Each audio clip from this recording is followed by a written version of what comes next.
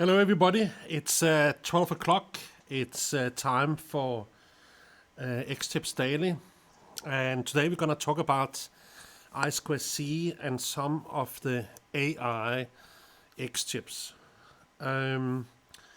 It's a little bit technical. It's a primer to how the xChip series of XinaBox series of xChips communicate with each other. So let's start with a little primer here first. So here I have in a red box a MCU, microcontroller unit, and that communicates with I2C with two wires to a lot of different sensors. So here's just like an example of a lot of different temperature sensors, like a SW1, pressure sensor also SW1, accelerometer like SIO1, and so on. And it can be input and output. Here's just an example of a lot of sensors. But anything that can communicate with I2C, we can communicate with using our technology here. And it's our main communication. All our xChips are talking I2C. We have a few that can talk over the serial port, but that's for another day. Today is about I2C. So MCU is kind of like what the rest of the world typically would call this. So there's a little confusion because some call it microcontroller unit and others will call it a CPU. The big difference is a CPU only have a capability of calculation. It doesn't have any memory or can't control anything. An MCU is typically something that also have control capabilities that have a little bit of memory, a little bit of storage space inside the chip. It's typically much slower and compared to, for example, CPU you have in your laptop. So we call it a core, so that's like the CW1, the CS11, those kind of cores. And yes, the term here is it's a master. As I mentioned the other day, electronics are full of non-PC words.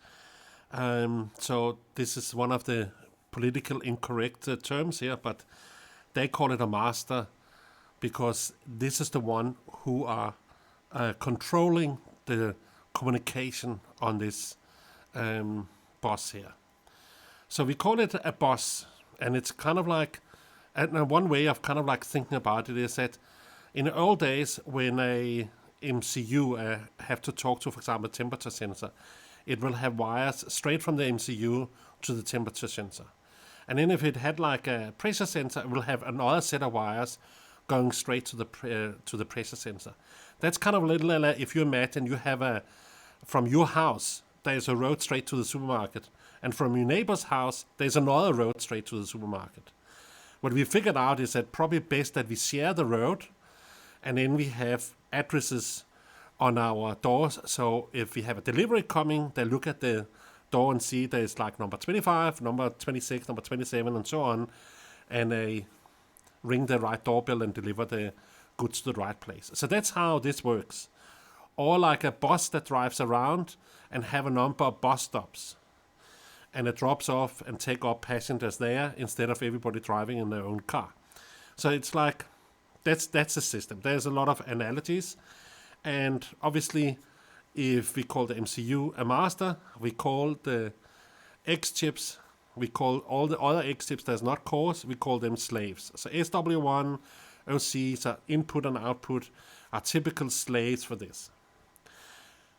We talked about the other day bridges and interface and things like that. That, of course, not necessarily communicating I2C. If it's something that just provides power, it doesn't need to communicate with other devices. And a bridge is actually just letting the I2C going through. So typically the single board computer will be the master, and our different xChips we connect will be the slaves. And we'll just use the bridge to kind of like translate from the single board computer's pins to our XBus. So here's an example. So here's the CW1. I took this graphic from somewhere else. It chats a little bit forward and backwards to like this SW1. It says, well, can you give me the temperature? And it says, yes, it's 23 degrees. So it then tells slave 2 to show the 23 degrees. So that's like the audio one, that's the output, the SW1 is the input, and the CW1 is the one that is the master and communicate this thing here. So if we look at one of our xChips, the OC05, we have those 2 pins. The serial clock is that pin, the top pin there. We talked about the 3 other pins the other day when we talked about power. So on this side here, we're talking about now the serial clock, which is this first pin, and this data, which is the second pin. Now, remember, when you click the stuff together with our connectors, the SCL automatically connects to the SCL and all the other xChips. You don't have to remember any of these kind of things. And even when you program, you don't have to consider when you put together. Remember, the whole idea with the XinaBox is that you don't have to have any hardware knowledge. So this kind of knowledge I'm giving here is kind of like just so you have like a primer to understand how it works. But when you click it together, the only thing you need to know is when you program the devices in like Arduino, you need to understand that there may be addresses involved. So most of the speak today here comes to the addresses. I'm coming more into that. How it works with electronics here, whether you code or just use it for other things or just assemble it, you actually don't need to know that.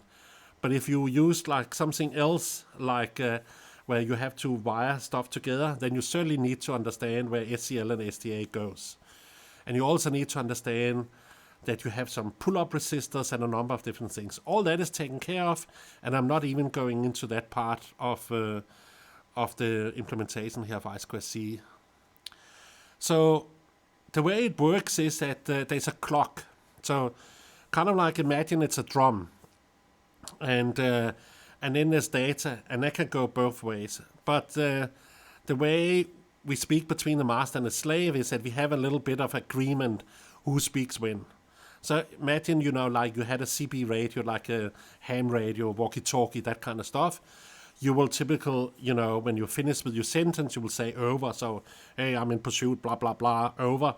And then the other end will start talking, and you will wait for that over, because you can't actually see their faces. You can't kind of like get a feeling if they're finished talking or not finished talking. So there they had this term over to kind of like pass over the baton to who is next to talk that way. In the I2C, it's the same thing.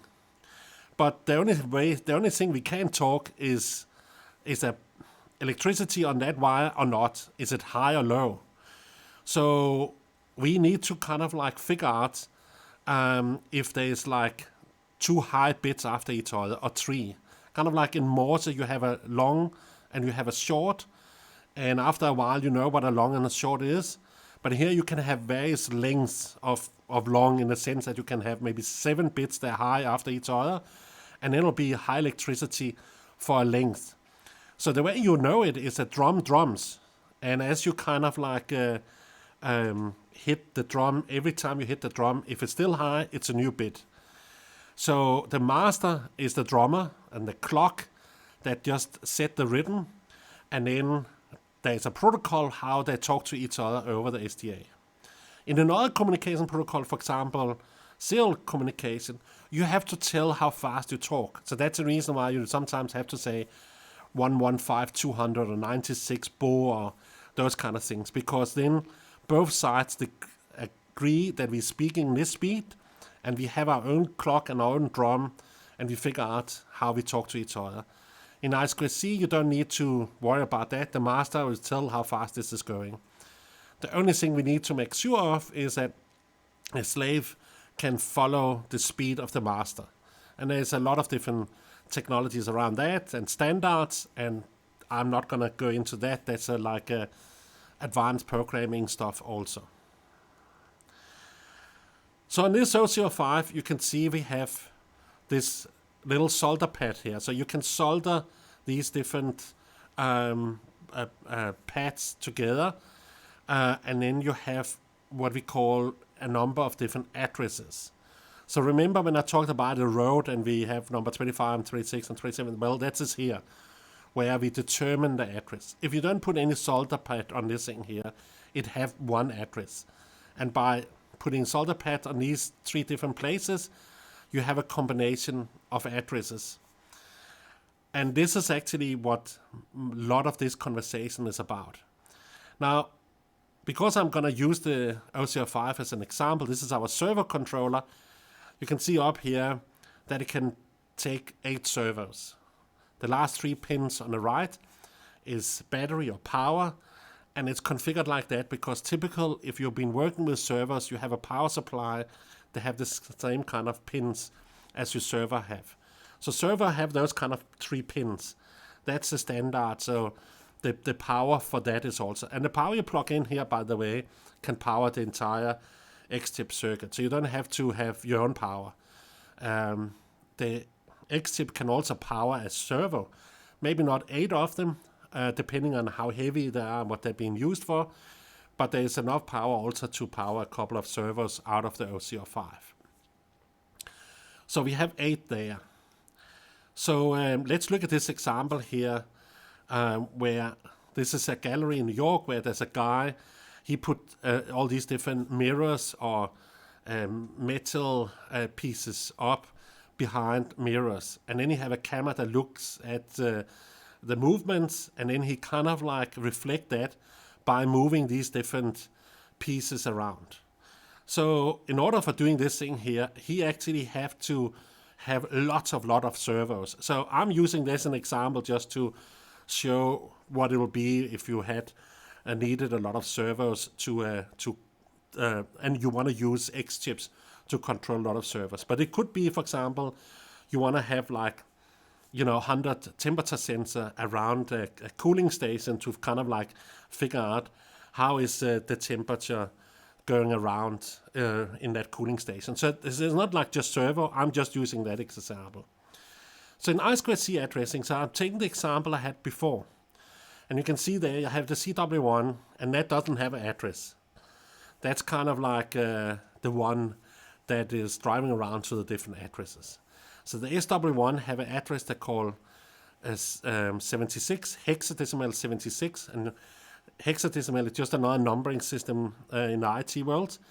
So this is 76, and we typically use hexadecimal addressing in I2C. You can use the decimal just as long as you just tell if it's a 1 or another. And if it just says 76, it's normal decimal 76. If you put a 0x in front, then typical people know that this is a hexadecimal address. The ODO1 have 3C as its hexadecimal address. Now, the I2C system allows for 7-bit addresses. So when you send data, when you send like a message out from the master, you tell on the envelope who it is this message is for. So you will say, for example, this is a message to number 76. It goes out to all the slaves, but only the slave that is number 76 will respond. The other will know that's not for them, don't do anything. So that's how it works. So 76 will then grab the message and it will respond to it. And if there's 7 bits addresses, that means we have 2 and 7th addresses, and that gives us 128. It's a little bit less because address 0 doesn't work, and there's not some of the address on the other end that doesn't work, but like around 128, between 120 and 128 addresses is available. So this is not a lot, especially when you consider that SW1 arrived with 0x76, and that's programmed in by the manufacturer of that xChips. Of that sensor that sits on that xChip. So on the SW1 we have a Bosch SensorTech BME 280, and Bosch SensorTech have put in that address. They have negotiated with the I2C organization that they can use that address, but there is way more I2C electronics out there than 128. So therefore, a lot of the sensors have to reuse addresses. So one have to be careful that one not kind of like put a circuit together where 2 or 3 of your component is using the same address. Then you can't talk to them. Then when you send them a message, they're all going to respond, and maybe they talk differently. So you're not really sure if they're not sure if they're meant for them or not meant for them. There's a very few xChips and very few I2C component where you can tell it to respond to another address by programming. But most of them, and I'm going to say most, is like 99% of them, they have a fixed address, or as I showed you on the OCR5, they have like this solder path. So if you look here at the screen here, I have the OCR5 here, and you can see that it's like this, on the other side here, there's this solder pad here, and that determines the address. As I mentioned, without anything on it, it has one address, but if you start soldering this in here, you can have a number of different addresses. So let's delve into that. Before we do that, I just actually want to, I was showing you this thing here with the solder. So if I show you a couple of xChips here. So here I have a xChips. This is a SW1. It have like an address here, and there's one solder pad. So this one here have one address without solder on this, and they have another address if you put solder on. So you can put two SW1 in one circuit. The one you don't do anything with, and the other one you put solder on. Some of them, like for example this SEO2 here, we have like a switch. So there you don't have to actually solder, you just have to tilt the switch. And the switch is typical, you find something sharp, or pointy, actually not sharp, and you use a pin here to kind of like change the address on this thing here. So this is kind of like going the one way and the other way, and it's like and you can change the address that way. So that's when we put a address selection like that on. Okay. Now you will have a number of xChips where it has solder pad, and another one where we have addresses. In general, we try to kind of like put it on if the main component is an expensive component. But if the main component is a relative cheap component, then by putting this address selector on, we make it extremely expensive. Because, for example, the SLR1, the new SLR1 we're coming out with, we have decided not to put a address selection, an address selector like this one on. There's a solder pad on because otherwise it will cost the double in components. The little chip in the middle here on the SLR1, which can measure UV light, infrared light, ambient light, proximity, all kind of stuff, costs the same as a switch that can just go up and down. And that's the reason why we don't have connectors on our xChip, because switches, mechanical stuff, connectors, that kind of stuff, are considerably more expensive than when you start mass producing these small sensors here. So we also have, so in these two examples, you just have an example of, kind of like on and off. You have two different addresses. When you have three like this one here, you actually have two in third, two cubed addresses possibility. I'm going to show you the math behind it just now. Here we have one that have like 4 address selections, okay? And the reason why there's 4, and like for example the SU1 here, is that this is like one where you will screw in another sensor, like another digital sensor. So you might have like switches, and because you have typical many switches, you could end up using a lot of these SU1s. So here you will have 2 and 4th addresses that you could choose.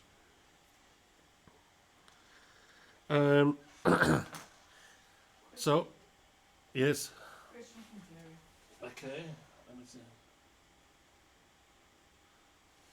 So we have a question here about whether you can choose addresses in MakeCode. And I think some of the MakeCode blocks have support. It's something we, of course, have to implement. It's our MakeCode blocks that we're doing. So in some of the MakeCode blocks, we have done a drop-down for addresses. So I can't remember right now which one we've done it with, but in reality, we of course have to do it for all of them. And the whole thing is that There, what we've done is that we've done a drop down where we try to kind of like show how it looks like on the xChip. So you don't have to do the math and kind of like set it up what it is and things like that. But if we have switches on our xChips, then we also want to make sure that the make code allows to have a drop down where you just look at the switches and then you put the same into the make code. I don't think we've done it on all of them yet, but it's certainly the idea that you can put a startup message in, on start, where you tell what addresses you want to use for your chips. A lot of them, they're hard coded, and it's the same if you code in Arduino. In many times you will say, listen, I'm going to use the SW1, and you're not giving any parameter. But if you change the address, you have to go in and then tell what address you're using as a parameter. We have like, for example, SW1 begin, and then you will always have that on Arduino, but empty brackets behind. If you use like another address, you in the brackets behind it tell what address you're using. Okay, so let's take the servo example before.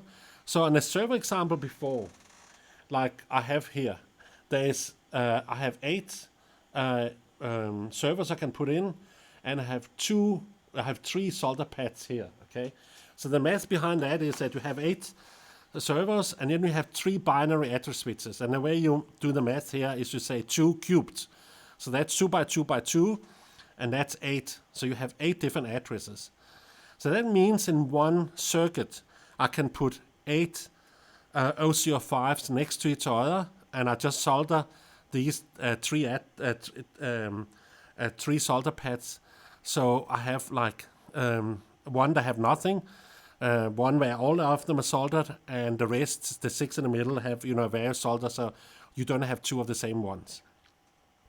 That gives me then 8 OC05 I can put in, and that allows me to control 64 servers in one circuit. And by the way, the servers is not the expensive part here. You can see here I can get 200 for like less than $200, so that's like less than $1 each. And 8 servers that can be controlled at one OC05. The OC05 is costing more than $8.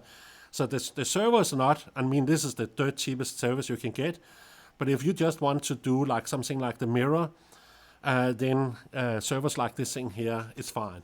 If you want to do some heavy lifting with the servers, well, then the price is considerably different. But for playing around with servers, this is certainly not the most expensive thing to play with. And server's great because it's kind of like it give you like kind of like a physical interface to electronics and xChips in general. So what if we need more than 64 servos? Well, so if you need more, we have a couple of different options to kind of like expand that. And the first one we have is the AI-10. So the AI-10 looks like this. It's what it can do is it can kind of like change an address. So if you kind of like talk through here from that side or from the bottom side, and you have a sensor on the other side here, then you are able to talk. What this will do, it will add 10 to the address. So if you didn't put in between here and you want to talk, for example, to the SW1, which is address 76, then when you talk to the other side, it will be address 86, so 10 hex. Okay. So if I have a sensor on this side here, if I have a sensor on this side here, and I'm going to show it just now by putting it into a circuit. Let me actually just plug it in here right now,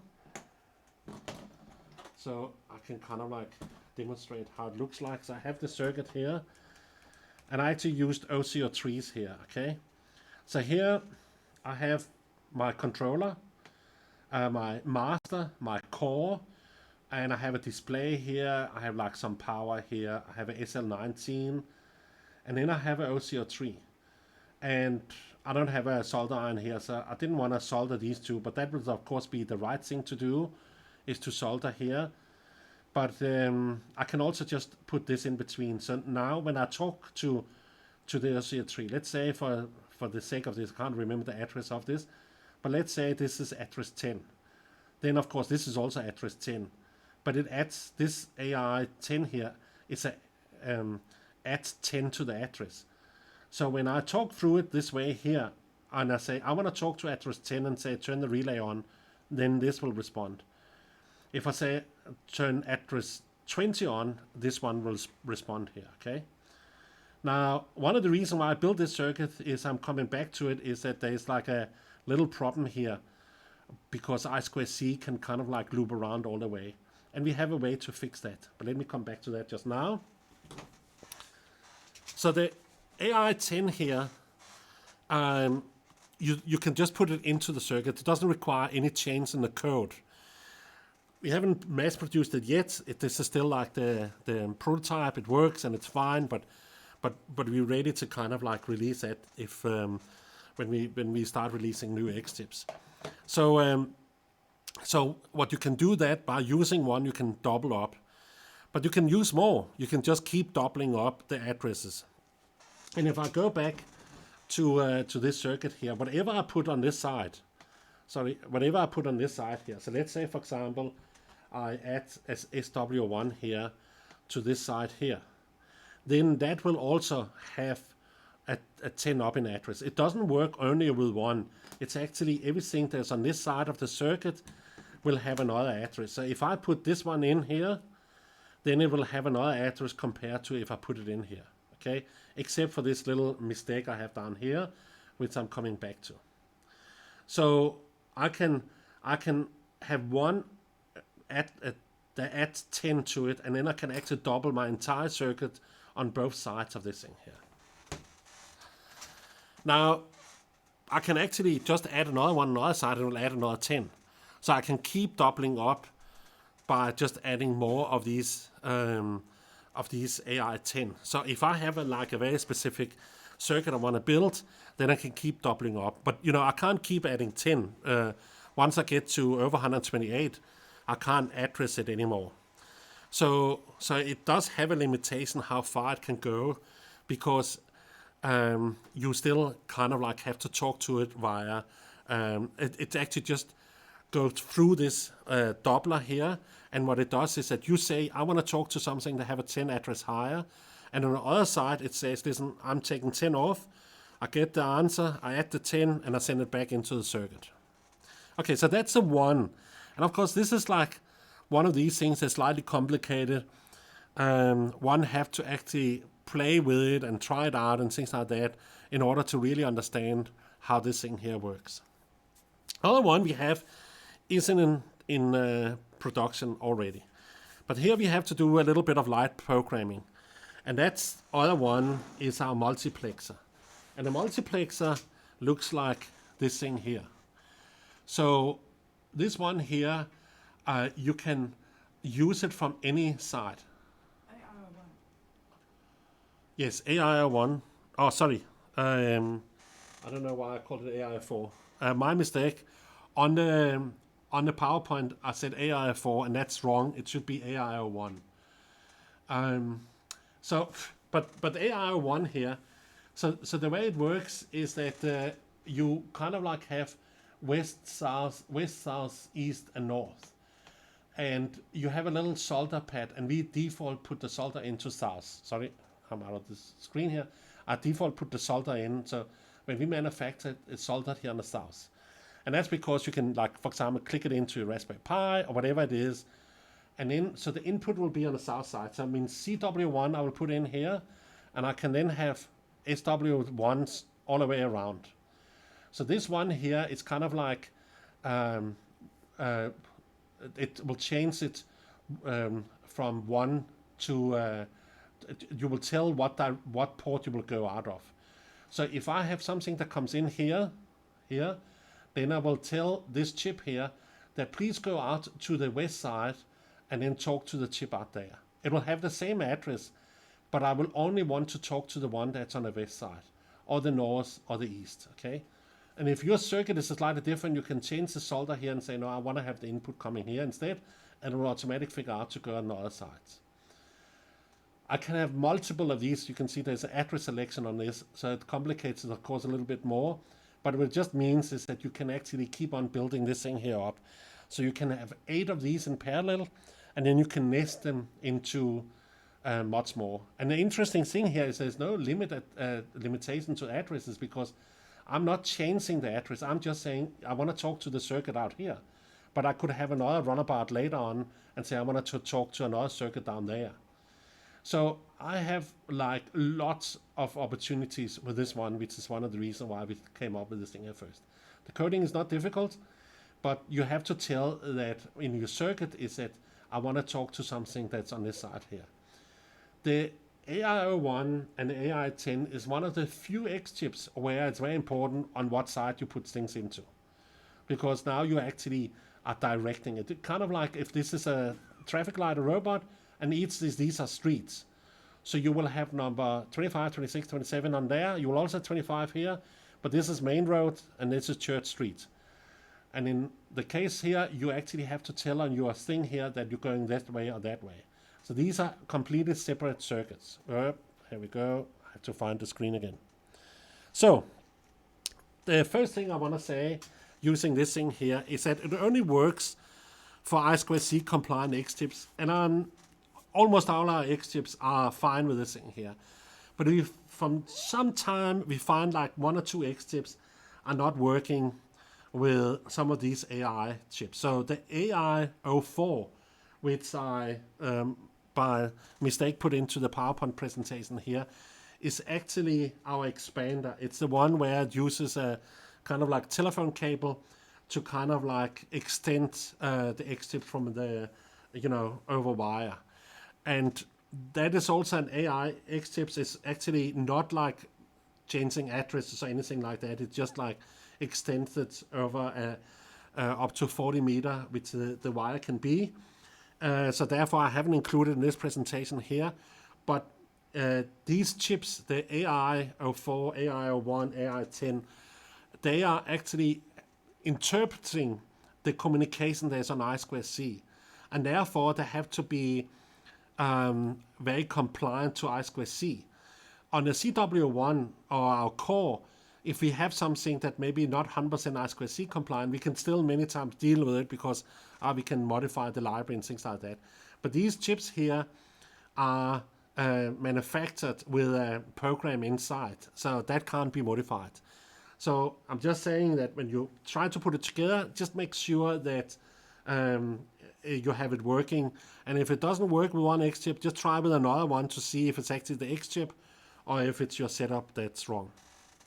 And then I want to just get back to this thing here with the MD02.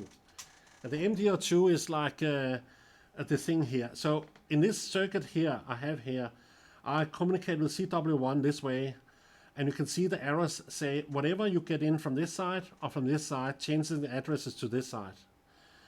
But if I say I want to talk to address 10 here, then the circuit can go this way and go around and talk to this. So because of this MD01 here, this responds to 10 and it responds to 20. This one here will also respond to 20 because this circuit go backwards into this. So this is a mess. So what you have to do is that you have to take this MD01 out, and then you have to use an MD02 if you want to put it in. You could of course just have it like this, and then it will work fine. Okay, no problem, because this is one side and this is on the other side of this circuit. But if you want to have the stability and put it together, then you use a MD02. And the only thing there is with the MD02 is the I2C doesn't go through here. So we have a little I2C logo and a cross over it, just to show there's no I2C communication here. From the I2C point of view, this is just nothing. There's no connection here. But we might still want to have it in because at least the power here is has a redundancy. So that is the reason why I'm just saying we have to be careful with MD02. But again, if I put in like my SW1 here at the end here, then that will respond not to 7.6, but to 8.6 because it's on the other side of this AI10. So that's about it. I just want to show like this little video here from a very old video where I put like 20 xChips together, and I put it on a Raspberry Pi just to see how many I could kind of like work with and communicate with and click together and things like that. It's on our YouTube channel. It's about a couple of years old. So here's the 20 xChips. You can of course see the flexibility there is like when you put a lot of those xChips together. They're connected to a Raspberry Pi. So I'm logged into that, and there's a function there where I can say, give me all the I2C addresses, and it picks up 29 I2C addresses, because that's another thing. Some of your xChips, like the SIO1, even though that only have one component on it, will have 2 I2C addresses. And the SLO1, the old one, had 2 components on it, and they both have an I2C address. So it's not like just that one xChip, one I2C address. There's a few of them that have a number of I2C addresses. We are right now working with a sulfur dioxide sensor. It has 3 I2C addresses on it. So you have to kind of like, especially when you program this thing here, just make sure that you can actually talk to the different things and these addresses doesn't overlap. You can see on this little screen here, this is how many addresses there's available. I'm taking 29 out, and those that have like blanks there is of course those that's not in use right there. And with that, thank you very much for listening. I hope you enjoyed it, and see you again tomorrow.